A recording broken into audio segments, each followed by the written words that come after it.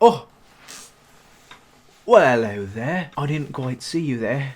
Sorry. I'm a grandpa, if you couldn't tell by these. What's that? You want to hear about the Pulse, one of the greatest technological stories of the modern century. Will.I.Am's debut into the technology industry. Well, you've certainly come to the right place. I was only a boy when it came out. Grandpa, did you take your meds? What? You have to take these. It's not optional. Gotta get gets. Gotta get gets. Boom, boom, boom. The year was 2014. The Apple Watch had just been announced, the Galaxy Gear was already on some people's wrists, and the VTech Kitty was not far off either. Wearable technology was on the cusp of a new frontier, coming in the form of a wristband clock. A lot of people don't know this about me, but I'm actually quite the connoisseur of sorts of watches. Just right now, I actually have a nice piece here by, I believe it's pronounced Bonjour une chat.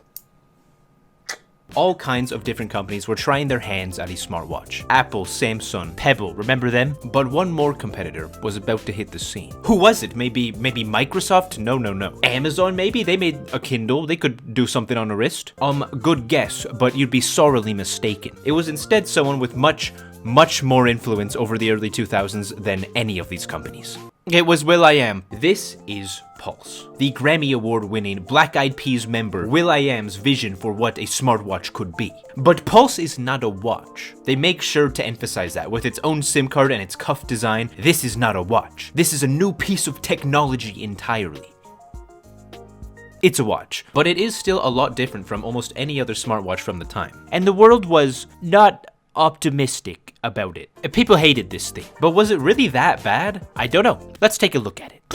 This is the Pulse itself. A thick black cuff all the way around with a curved 1.7-inch touchscreen on the front. It has 1 gig of RAM and 16 gigabytes of storage, along with speakers, Wi-Fi, Bluetooth, everything you'd need to make this viable as a phone. This was the only model you could get of the Pulse in terms of specs and size. The Pulse is one size fits all. Some watches don't have straps or variable sizing, but they usually have some kind of stretchy bit on them that helps them fit on other wrists. But the Pulse was meant to be as much part a device as it was a fashion accessory. It was designed to resemble cuffs in fashion, which are usually firm, hard bracelets that aren't adjustable. But even they come in different sizes. It did come with this little thing that you could shove in it to make it bigger, but still, that's still just 2 sizes. The way you interact with the Pulse is through the 1.7-inch touchscreen on the front. It's okay for things like telling the time or just checking a notification at a glance, but for main phone things like swiping or texting, it's less than ideal. Look at how you type on this thing. My goodness.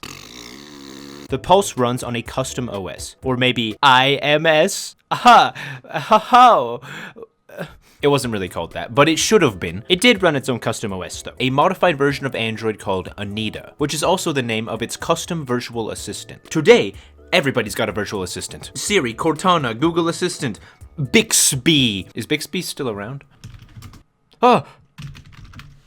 Oh yeah, how you doing, Bixby? There's a ton of them now. But back then, there was only Siri, or at least the only good one was Siri. So the Pulse featuring its own custom assistant was pretty big. Since it has a custom OS, there is no app store on the Pulse. What is on there is on there. But it did have a pre-installed Facebook, Twitter, and Instagram, which worked, they worked as good as they could have for a Triscuit-sized display, but there was also one more app. One that contained one of the main draws of the Pulse. One of my favorite parts of this entire device. The app that gives you a vibe check. One of the main features of the Pulse was an app called Vibe Plus. This app would have you speak into it for 20 seconds, and it would literally rate your vibe. It judged your voice based on how happy or stressed or sad it thought you sounded. I guess it's been a pretty good day. I got a grilled cheese, I drank a juice box, I did the laundry, and I won the court case. I no longer have to pay alimony checks on my son.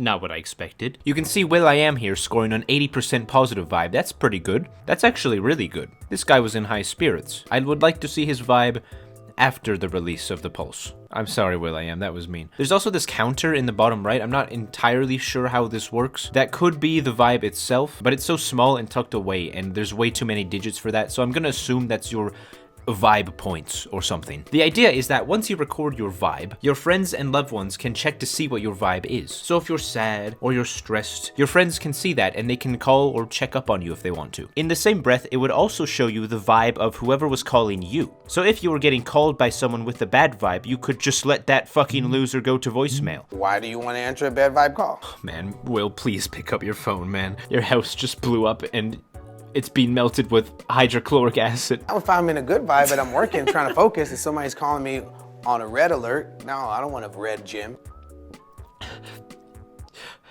Editing this, I realized I actually ripped this bit off from H3H3's video on it back in the day. Sorry, Ethan. So that's what you were in for when the Pulse released in 2014. How did its release go?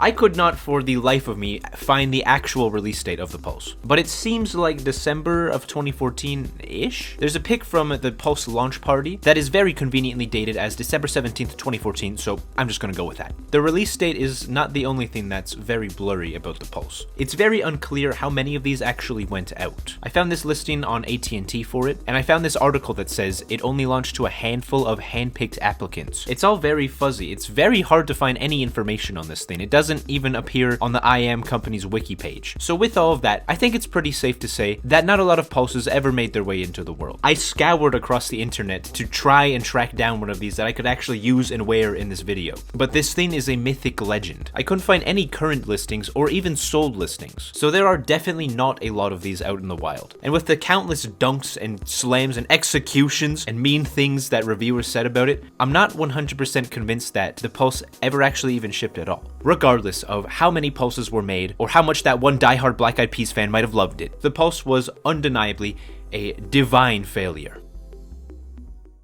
So, what have we learned today? First off, I think, is that it takes a lot of work to make a product, and a lot more work to make a good one. It makes me kind of sad to see all these articles ragging so hard on Will. These watches were terrible, but this is a lot different than something like the Soldier game, for example. This was a real company and a real product that Will.I.Am really did believe in, and it did kind of present an alternative way of how a phone could be. Don't get me wrong, it sucks ass, but I don't think that Will deserves the many pages of hate that he got for it. But now he has learned his lesson about just jumping into new emerging technologies. Right? Oh, well, if you can't beat them, join them. Introducing the new bjiru smart ankle monitor. It's really good and everybody likes it. Buy it for your grandpa, maybe.